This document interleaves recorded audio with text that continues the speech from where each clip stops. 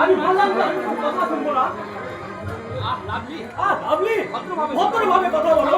এই থামো, আর ভদ্রতার ভরক দেখিও না। যে বাড়ির একমাত্র মেয়ে যাত্রা বলে নাম করে রাত বিরেতে বেড়েলে পড়া করে বেড়ায়, তাদের কোনো ফ্যামিলির মুখে না ওই ভদ্র শব্দটা মানায় না। তুমি থামবে? মনটা কি ইট কাঠ পাথর দিয়ে ভরা? সেই জন্যই বুঝি তোমার মনের মাঝে দয়া মায়া নামক কত লেশ মাত্র নেই। আচ্ছা আমি তুমি বলো তো, এমন দুর্ঘটনা যদি তোমার সঙ্গে ঘটলো?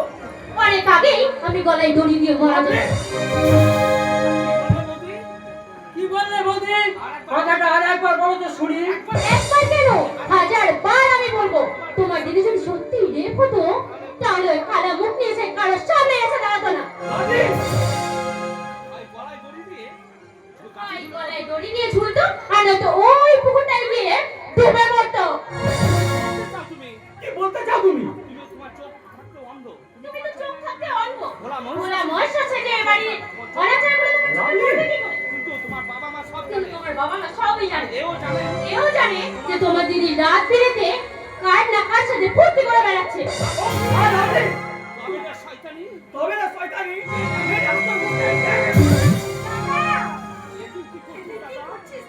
নোংরা আবর্জনায় হাত লাগিয়ে কেন তুই তোর হাতকে নোংরা করতে চাইছিস?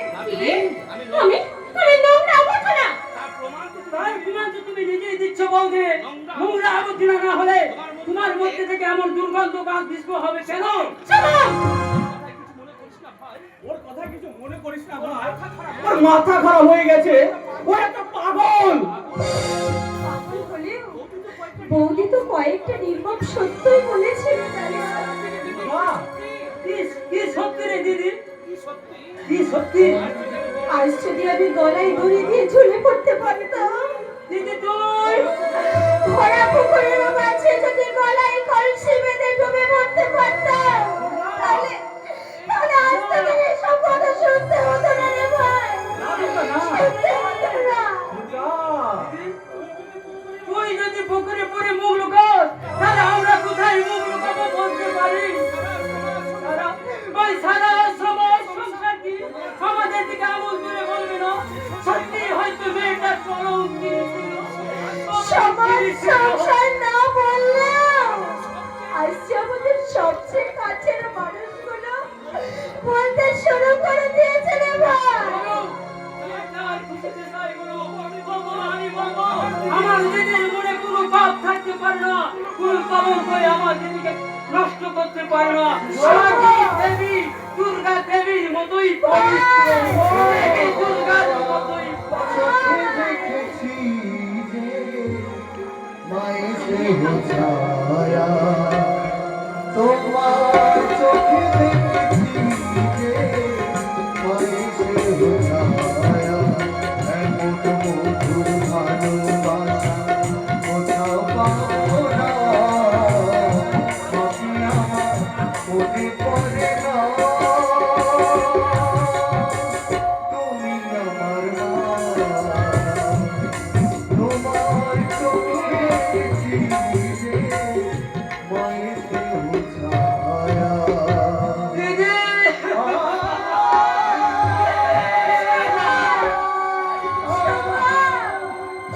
সবাই যদি তোর মতন সবুজ সরল হতো রে ভাই, তাহলে তো এই দুনিয়াটাই পাল্টে যেত।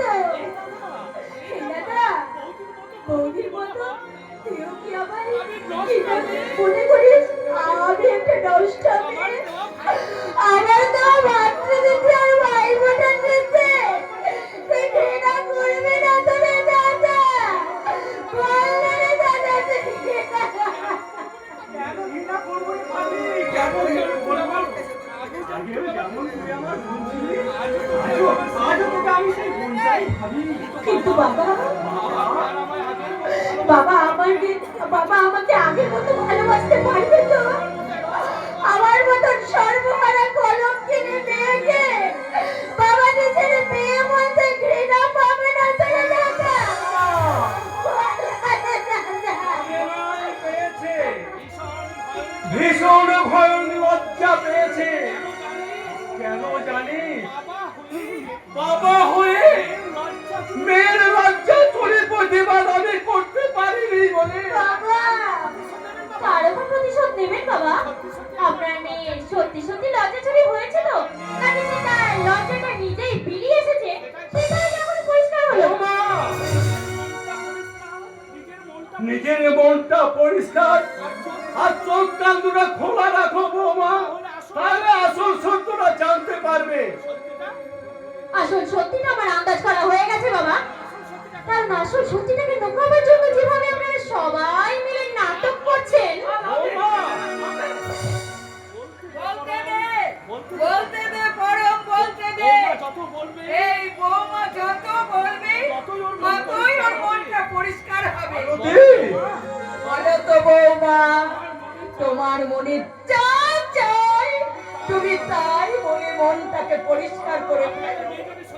আপনার মেয়ে যদি সত্যি সত্যি রেপ হয়ে থাকে, তাহলে যে রেপ করেছে তার নামটা প্রকাশ করছে না কেন? বৌদি,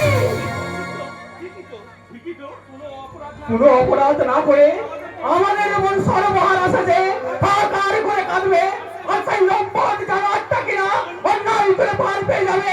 তখন না বল দুর্গা বল, কে তোর এমন সর্বনাশ করেছে? বল দুর্গা বল। বলো বোন, তুমি শুধু একটিবার সেই শয়তানের নামটা মুখ খুলে বলো, আমি নিজের হাতে সাথে গুলি করে মারবো। বাবু নয় পরম, বাবু নয় পরম, আজ আমি তোমাদের দুধ দিনে আজ আমি তোমাদের দুধ দিনে তোমার দাদা হয়ে তোমার পাশে দাঁড়াতে এসেছি। বললে মশাই, আজ সকালে শুনলাম আজ সকালে শুনলাম কে বা কারা যেন দুর্গাকে রেপ করে রাস্তায় ফেলে রেখে গেছে। অথচ রাত্রে রাত্রে আমরা একই সাথে মোস্তাসুর মন্দিরের নাটক রিহার্সাল করেছি। আজ আমার ভাবতে অবাক লাগছে, আমার এই এলাকায় একটা বোন দোষটা হয়ে যাবে, অথচ আমরা তার কোনো প্রতিবাদ করতে পারলাম না। প্রতিরোধ করতে না পারলেও প্রতিবাদ তো হবেই মল্লিক মশাই। নিশ্চয়ই হবে। কামদুনি প্রতিবাদের মানুষগুলোর মতো আমরা এলাকার সবাই মিলে একটা প্রতিবাদ মানুষ করে তুলব, আর সেই মানুষের মাধ্যমে দুর্গা বলে অসম্ভবকে খুঁজে বের করে আমরা তার দৃষ্টান্তমূলক শাস্তির দাবি করব। আর সেজন্য তো বলছি দুর্গাপুর নিজের মুখে তার ইজ্জত হরণকারীর নামটা ফাঁস করুন। আমরা তো তাই বলছি দাদা। আরে বাবা, কিছু বলার থাকলে তবে তো বলবে নাকি? এই সবই যে তোমার ওই গুণবতী বোন আর তোমার এই বাবা মায়ের সাজানো একটা নাটক, সেটা একদিন না একদিন ঠিক প্রমাণ হয়ে যাবে। এটা আমি বলে গেলাম। আমি কোনো কথা শুনবো না, আজ তোকে বলতেই হবে, আজ তোকে বলতেই হবে।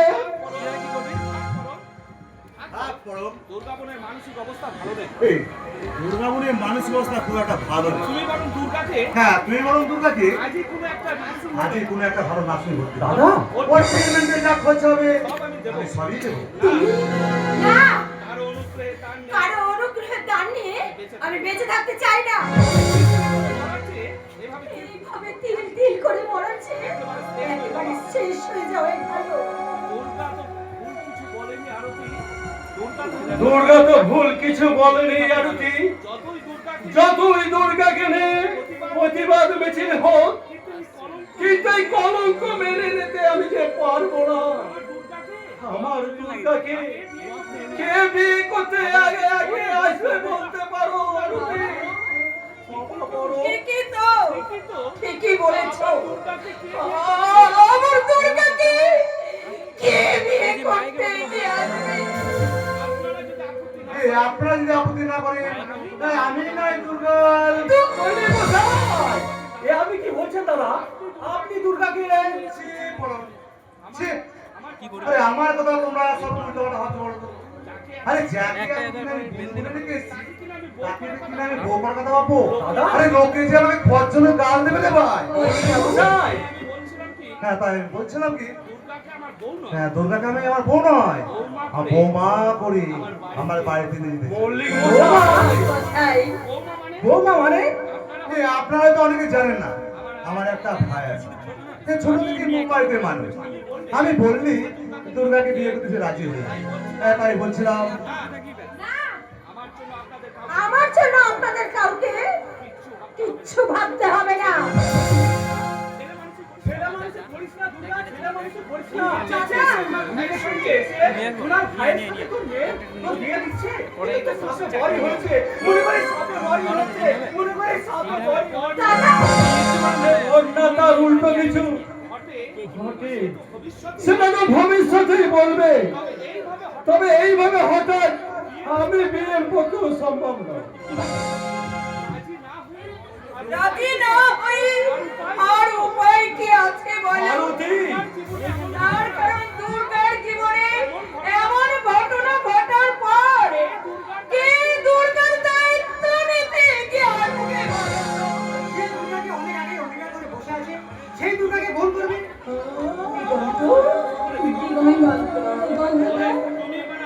তুমি মানে আপনি আমি দিগন্ত দিগন্ত বিশ্বাস দুর্গাকে আমি ভালোবাসি বাহ বাহ বাহ বাহ।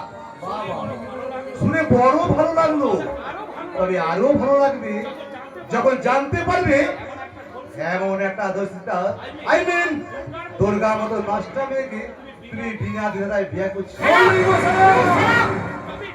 স্টপ ইট যে সমাজ মেয়েদের সুরক্ষা দিতে পারে না সেই সমাজ তাহলে নষ্ট তকমা দেওয়া সাজে না।